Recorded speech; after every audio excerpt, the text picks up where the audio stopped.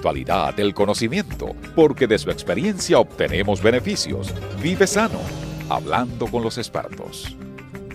Amigos, estamos en Hablando con los Expertos. Hoy vamos a tratar un tema que es de una alarma mundial, donde más de 347 millones de personas en el mundo padecen diabetes.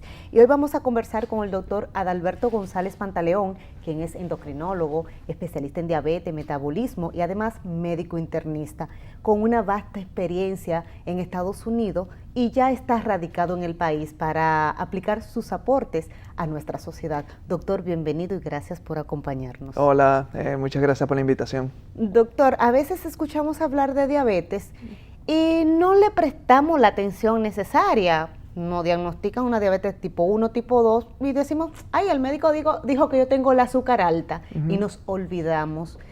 ¿Qué tan grave es la diabetes para el ser humano? Mira, es una enfermedad primero silente, lo cual es una desventaja, ya que el paciente algunas veces no tiene síntomas. Pero el problema es que aumenta el riesgo de múltiples complicaciones, incluyendo infarto al corazón, derrame cerebral, enfermedad vascular, problema de circulación. Es la causa número 1 de ceguera en el mundo, la causa número 1 de diálisis y también la causa número 1 de amputaciones no traumáticas. Entonces, si el paciente no le toma la seriedad adecuada, entonces puede desarrollar estas complicaciones, lo cual eventualmente puede dar muerte en estos pacientes. Cuando nos hacemos una analítica de sangre normal y se nos hace un conteo de glucosa, por desconocimientos no sabemos cuáles son los parámetros apropiados. Sí. ¿Cuál es el parámetro normal? ¿Cuál es el rango donde debemos tener la glucosa en sangre para que no nos afecte? Qué bueno que me preguntas eso para definir diferentes condiciones. Lo normal es que esté de 60 a 100 en un adulto normal, eso es lo normal. Ya cuando el rango está, eso es en ayunas, ya cuando el rango está entre 100 y 125 es lo que llamamos prediabetes. Okay. Mayor de 126 ya es diabetes. ¿Okay? Entonces ya definimos esos tres rangos. También hay lo que se llama la carga después de una curva de tolerancia a la glucosa, la cual debe de estar menos de 140 en un paciente normal, de 140 a 200.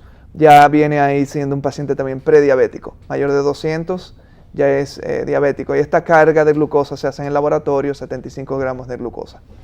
Entonces, en un paciente ya diabético, ya entrando un paciente diabético que se está monitorizando, el azúcar debe estar en ayunas, menor de 120, y durante el día, menor de 180. Es decir, que si un paciente se está proporcionando insulina, debe tener los parámetros normales, no que porque soy diabético y me medico, mis parámetros deben estar altos. No deben de estar en parámetros normales, por eso o ves, cerca. Por eso ves que en ayuna debe estar menos de 120, pero lo normal es de 60 a 100. ¿Qué pasa? Cuando uno trata de intensificar la terapia en estos pacientes, hay un riesgo del aumento de baja azúcar, hipoglicemia, y por eso uno tampoco puede llegar tanto a límites normales por el riesgo de la hipoglicemia. ¿Y cuáles son los tipos de diabetes que existen? Bien, hay diferentes tipos de diabetes. Tú mencionaste dos. Tenemos la diabetes tipo 1, la cual regularmente ocurre en pacientes jóvenes, niños, adolescentes, pero algunas veces se puede diagnosticar en adultos. ¿Okay? Este es el paciente que necesita insulina siempre. Ese paciente no puede ser manejado con pastillas. Si no tiene insulina, puede desarrollar complicaciones, lo que se llama un coma cetoacidótico de diabetes, y el paciente requiere una alta cantidad de insulina, hidratación y puede morir. Es el paciente tipo 1. El paciente tipo 2 es este paciente ya que se desarrolla más centrado en edad, pero hay reportes por el asunto de la obesidad, porque está relacionado a la obesidad, de ya pacientes adolescentes o incluso niños que han desarrollado diabetes tipo 2, sobre todo en Estados Unidos, ya que el alto índice de obesidad en ese país.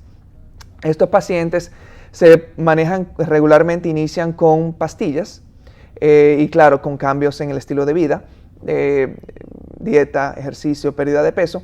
Y estos pacientes eventualmente algunos, si no hay buen control, van a necesitar insulina, ¿okay? Pero pueden vivir sin insulina. Okay. Luego tenemos lo que se llama diabetes gestacional, que simplemente es esta diabetes que es diagnosticada durante el embarazo. Okay. Pasa porque durante el embarazo hay cambios de hormonas, lo cual predispone a un aumento de la glicemia. Y si este paciente tiene una predisposición a diabetes, ya sea que esté en sobrepeso o tiene historia familiar, puede desarrollar diabetes en el embarazo. Muchas veces desaparece luego de que la madre da a luz, pero algunas veces persiste después de esto. Y también tenemos la diabetes secundaria a medicinas como esteroides, inmunosupresores para pacientes con trasplantes. Básicamente esos son. ¿Qué ocurre en el organismo cuando hay una condición de diabetes tipo 1 y qué ocurre cuando hay diabetes tipo 2? Ok. Mira, en pacientes diabéticos tipo 1 regularmente se va a presentar bien abrupto, o sea, de nuevo diagnóstico. Estos pacientes van a estar orinando mucho, se levantan múltiples veces a orinar en la noche, bien sediento, una pérdida de peso bien dramática y comienzan a tener náuseas, vómito. Esto pasa durante días y ya el paciente está tan mal que necesita ir a la emergencia. ¿Okay? Eso es en cuanto a síntomas. El paciente ya tipo 2 es un paciente que se presenta ya más gradualmente. Muchas veces tiene ya meses con estos síntomas de estar orinando mucho, teniendo mucha sed, mucha hambre, pérdida de peso inexplicada. Y el paciente no está tan enfermo porque tiene un poco de insulina, tiene reserva de insulina. El paciente tipo 1 no. Okay. Entonces regularmente se presentan así. Algunas veces ni siquiera síntomas tiene, sino simplemente va a chequearse por cualquier cosa, le hacen una glicemia y está elevada. Podríamos decir que el tipo 1 no produce insulina y el tipo 2 no se administra de forma apropiada a la que tiene en el organismo. Podríamos decirse en manera sencilla, sí, la diabetes tipo 1, aunque comparten el término diabetes, son dos enfermedades diferentes. Diabetes tipo 1 va a haber una falta de insulina, ya que regularmente son anticuerpos que atacan las células que producen insulina en el páncreas. El páncreas es el órgano que produce insulina, que está en el abdomen, en la barriga.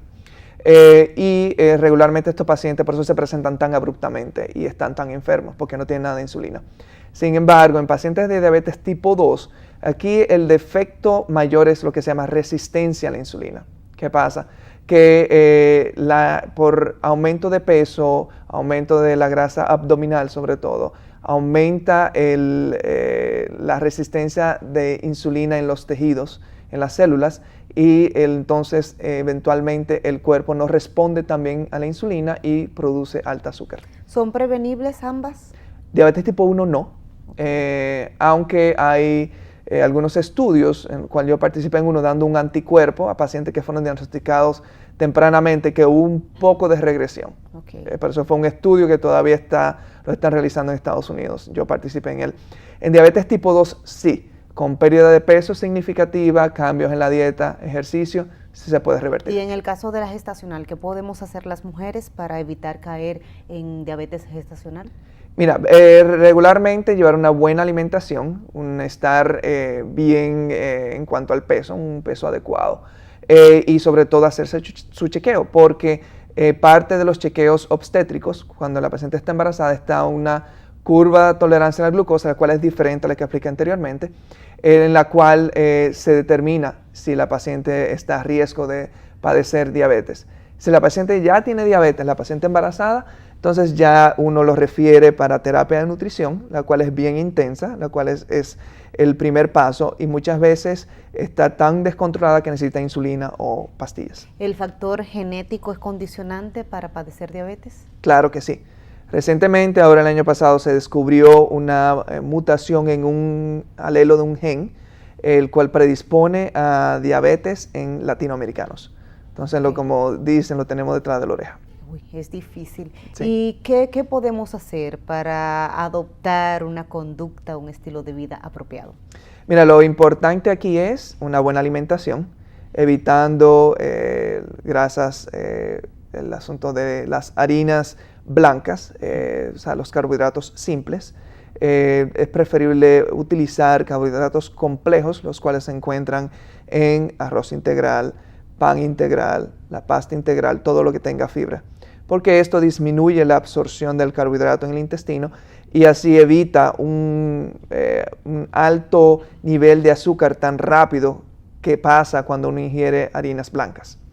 También el asunto del ejercicio es muy importante, se recomienda por lo menos 150 minutos de ejercicio a la semana. Se puede dividir en 30 minutos 5 veces a la semana. Y sobre todo, muy importante es mantener la circunferencia abdominal, la cintura, por debajo de 80 centímetros en mujeres y por debajo de 90 en hombres. 80 en mujeres, 90 en hombres. Sí. Escuchó, Lisen, 90 en hombres. ¿Y qué ocurre, doctor, con nuestra cultura? Siempre desde niños se nos enseña que hay que comer mucho y que hay que comerse todo lo que está en el plato, y nuestro menú es rico en carbohidratos. Sí. ¿Cómo desaprender para los niños, que las generaciones que siguen no sean víctimas de diabetes como hemos sido lo de las generaciones anteriores? Sí, mira, eso es algo que debemos de cambiar. Lamentablemente, aquí en nuestro país, como tú mencionaste, hay un alto consumo de carbohidratos en nuestra dieta, lo cual debemos de cambiar. O sea, lo que se recomienda es el plato, partirlo en 3. La mitad que sea ensalada o vegetales sin almidón. El cuarto que nos queda, la otra mitad la dividimos en cuartos, 2 cuartos. Un cuarto va a ser la proteína, lo cual se recomienda sea proteína magra, sin grasas, y el otro cuarto que sean los carbohidratos. Y cuando sean carbohidratos complejos, con fibra, o sea, diríamos ahí el arroz integral, yautía, plátano, pero que sea solamente un cuarto de tu plato, no que sea al revés, que la mitad sea el carbohidrato y el cuarto la ensalada. No una moña de plátano. Exacto. Y un chin de carbohidrato, y un chin de grasa. Un poquito de ensalada, tiene que cambiar ese estilo. Okay. Con respecto a esto, y sobre todo la ingestión de vegetales con color, es muy importante. Tomate, pimientos, mientras más el color, más antioxidantes, y esto nos ayuda a ser más saludable. Doctor, vamos ahora a un pequeño corte comercial. Luego de la pausa continuamos con este interesantísimo tema de la diabetes. No se mueva.